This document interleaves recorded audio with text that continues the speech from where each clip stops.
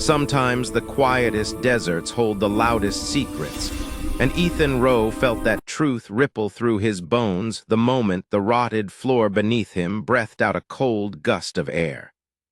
The Arizona cabin he'd bought for pennies was supposed to be a place to stitch his life back together, a battered refuge where he and his estranged daughter could just try to coexist for a summer without reopening old wounds. But the moment he pried up those warped boards and the darkness below exhaled like a living thing, the desert revealed it had plans far older and far stranger than reconciliation. The drop beneath him didn't look like an accident of geology or a forgotten root cellar. It looked shaped, intentional, a perfectly carved descent into thousands of feet of shadow. And standing over it, with dust motes drifting through the last blush of sunlight, Ethan knew the cabin wasn't the fresh start he'd hoped for. It was a doorway, a calling, a test waiting for someone desperate enough, broken enough, curious enough to answer. Sloane watched him from across the dim room, camera in hand, trying to read her father's expression the way she read landscapes. Quietly, precisely, distrust layered beneath concern. She didn't know he'd been dreaming of falling for weeks, didn't know the desert had been whispering to him since the day he'd signed the deed. But she could sense something stirring in him, something that pulled him toward the unknown like gravity. And when the first stone he dropped took nearly half a minute to land, echoing faintly from a depth no natural pitch should reach, both of them understood. This was no ordinary hole. This was a story buried alive, and it had just started breathing again. The next morning, while the desert was still a gray-blue bruise of fading night, Ethan stood over the opening with his old rescue gear laid out like relics of a past life. Carabiners clicked softly in the cool dawn air. Ropes uncoiled at his feet with the familiar weight of responsibility and danger. Behind him, Sloane brewed coffee on the stove, each metallic clink of her gear broadcasting her anxiety even louder than her silence. She hadn't come here to be dragged back into the ghost of who her father used to be. A man who ran toward danger instead of toward her. A man who saved strangers while forfeiting his own family.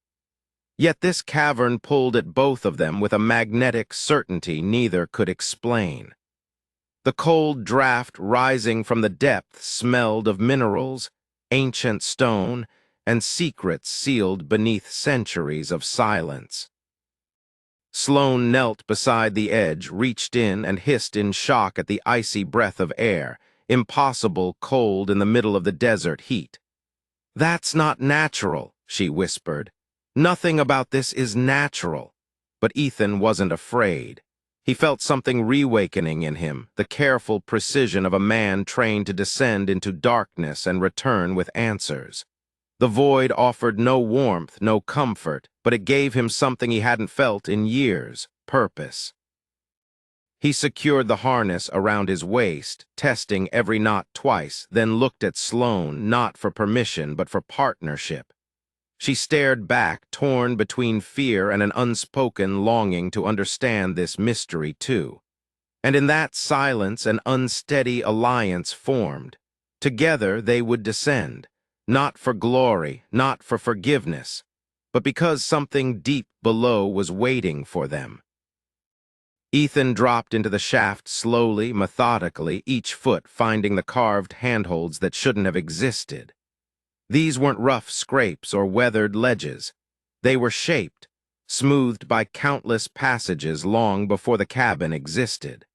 Sloane monitored the rope from above, her voice steady through the radio, but tinged with the tremor she refused to let him hear directly. The shaft swallowed his headlamp in layers, its walls shimmering with faint mineral veins that caught the light like symbols etched into the earth itself. At 100 feet, the temperature plummeted. At 200, the walls widened, revealing the first impossible structure, a spiraling staircase carved into the stone itself, descending alongside the shaft like ribs in an ancient spine. Ethan reached the 270-foot mark and paused on a narrow ledge. That was where he found it, the copper bell wedged in a deliberate niche, green with age yet strangely warm to the touch. The symbols covering it seemed to shimmer subtly in the beam of his light, bending his perception, drawing his gaze deeper. When he rang it, the sound didn't simply echo. It cascaded downward in layered harmonics, resonating into depths unseen. Sloane heard it from above and felt her chest tighten as if the tone had reached straight through the stonework to touch her directly. Ethan secured the bell and began his ascent, his breath ragged, his heart thundering. By the time he emerged from the shaft, shaking with exertion, the desert sun had risen fully, painting the cabin in gold. Sloane stared at the bell in his hand, its straw. Strange symbols glowing softly in the daylight. Neither of them spoke. They didn't need to. Whatever lay beneath them wasn't natural, wasn't abandoned, and certainly wasn't empty. It was waiting. Days later, reinforced with new equipment and a strengthened resolve, Ethan descended deeper, far deeper than before, reaching the chamber where the ancient inhabitants had lived generations below the surface. The air was cooler there, stiller, carrying the faint scent of burnt stone and time. Fire pits, sleeping alcoves, preserved pottery. Every sign suggested not a temporary refuge, but a thriving community carved into the spine of the earth. The walls told stories in symbols more intricate than the bell's markings, scenes of migration, fear, resilience, whole families descending into shadow, carrying their future with them. Sloane's voice crackled softly in his radio, grounding him as he documented everything. She breathed each observation like she was trying to picture it through his eyes. The preserved rope that defied decay, the wood beams unrotted by centuries, the carved spirals that guided travelers downward. On the platform at 800 feet, a pattern of stones formed a downward arrow, unmistakable in its intent. Someone had wanted others to keep going. Someone had trusted the path. Ethan felt that pull, the same relentless curiosity that had driven him into mountains and storms years ago. But this wasn't a mountain. This was a highway into the unknown, paved by people who had vanished without explanation. When he emerged again, Sloane helped him unclip wordlessly and examine the artifacts with trembling hands. The pottery patterns matched nothing known. The rope fibers were stronger than modern synthetics, and the symbols told a story too large to ignore. She emailed photographs to an old academic contact, Professor Mand, without expecting much. Instead, the response came almost instantly, urgency, disbelief, and a promise to arrive within hours. Whatever civilization had built this place hadn't been forgotten. It had simply been waiting to be found. Professor Mand arrived with the intensity of someone who had spent her life chasing mysteries most academics dismissed. She stood at the shaft's edge, wind tugging at her hair, eyes reflecting the depth like mirrors. Within minutes, she confirmed what Ethan and Sloane had only guessed. The symbols belonged to a language older than any recorded in the region, older than any known script on the continent. When Ethan described the deeper chambers, intricate reliefs, preserved habitats, a staircase spiraling into infinity, she paled but remained unshaken. Together, they prepared for a descent to 1,500 feet. The shaft widened into a chamber where reflective panels caught and multiplied Ethan's headlamp until the entire cavern glowed like a captured sunrise. It was a lighting system older than recorded history, yet more efficient than modern engineering. Deeper still, Ethan discovered a jade medallion carved with scenes of desperation. Communities leaving a dying surface, driven underground by a catastrophic drought that once ravaged the region. But the medallion also depicted something stranger, a symbol of radiating energy drawn from the deepest depths, revered and feared. When Ethan returned and placed it before Mand, she translated it slowly, reverently. The ancient people hadn't only fled, they had followed something. Something that called from the dark. Something they found, and something that changed them. The shaft wasn't simply a refuge, it was a threshold. Ethan's next descent pushed him beyond rescue team training, beyond reason, into a depth where the shaft transformed from human craftsmanship into something unearthly. At 3,200 feet, the walls erupted with crystal formations that pulsed with a warm inner glow, vibrating with a hum that resonated in his bones. The chamber beyond shimmered like the heart of an ancient machine, with a doorway carved so precisely it seemed grown rather than built. Beyond it was a sphere, perfect, seamless, housing a crystalline matrix suspended like a beating heart. It wasn't dormant, it was awakening. The hum intensified, rattling the tools on Ethan's harness, distorting the compass, making the digital depth gauge flicker wildly. The matrix responded to him, its light swelling as if recognizing a long-awaited presence. Projections burst across the chamber. Star systems, species catalogs, charts showing not Earth's sky but constellations from somewhere else entirely. Ethan realized he wasn't exploring an ancient human creation. He'd stumbled into a repository built by travelers from distant worlds, left behind long before humans walked the desert. And the ancient civilization that had lived here hadn't designed it. They discovered it just like him. Their fear, their awe, their transformation was recorded in carvings and relics scattered across the descent. As the matrix brightened to a blinding pulse, Ethan felt a surge. Images, sensations, memories not his own, flashing through his mind. He saw the ancient people descending with hope. He saw them trying to harness the technology. He saw those who fled upward in terror and those who embraced the unknown and were changed by it. The matrix flared again, the chamber trembling.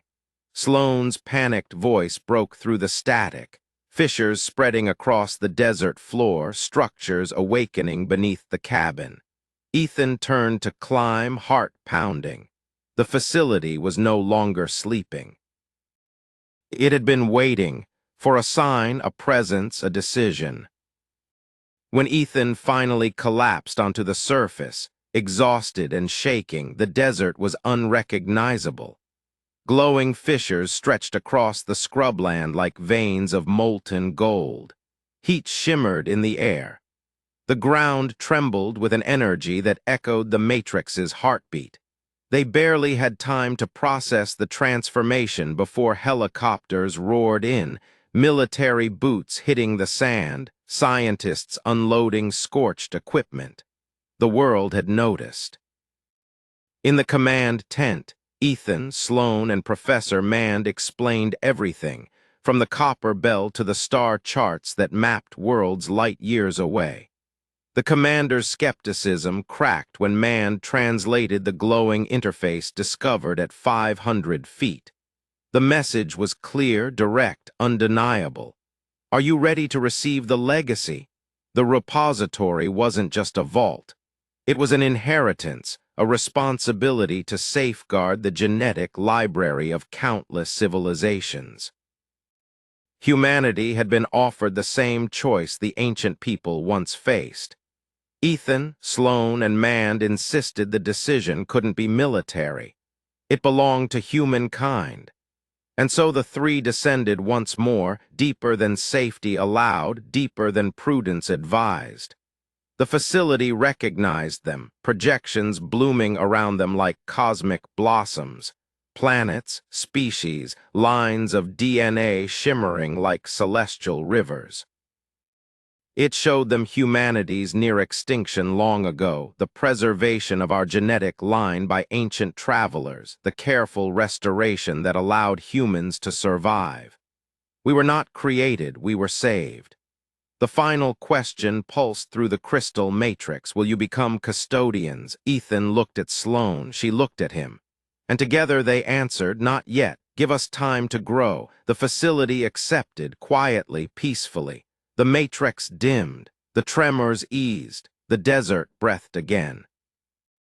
Months later, long after the military sealed the shaft and researchers began studying the recovered data under strict oversight, Ethan found himself standing beside Sloane in a small Flagstaff gallery where her exhibition, Descent, drew a silent crowd. Her photographs, abstract shadows, spiraling stone, crystalline light, captured the story without revealing its classified truth. They captured something deeper. The rebuilding of a bond, the rediscovery of purpose, the understanding that some mysteries aren't meant to be solved alone. As visitors whispered and stared, Ethan realized the cavern had given him something greater than discovery. It had given him his daughter back. Outside, the desert stars shimmered, distant, ancient, familiar and unfamiliar at once. Somewhere beneath those lights, sealed behind reinforced steel, the repository waited patiently, holding the knowledge of civilizations long vanished, waiting for the day humanity would be ready not to control it, but to honor it. Sloane nudged him gently. You think we'll ever go back? He smiled quietly. Maybe one day, when we're ready. For now, they had a life to rebuild, a world to steady, and a promise to keep. The shaft had been thousands of feet deep. But the journey to forgiveness, to connection, to understanding, that ran deeper still.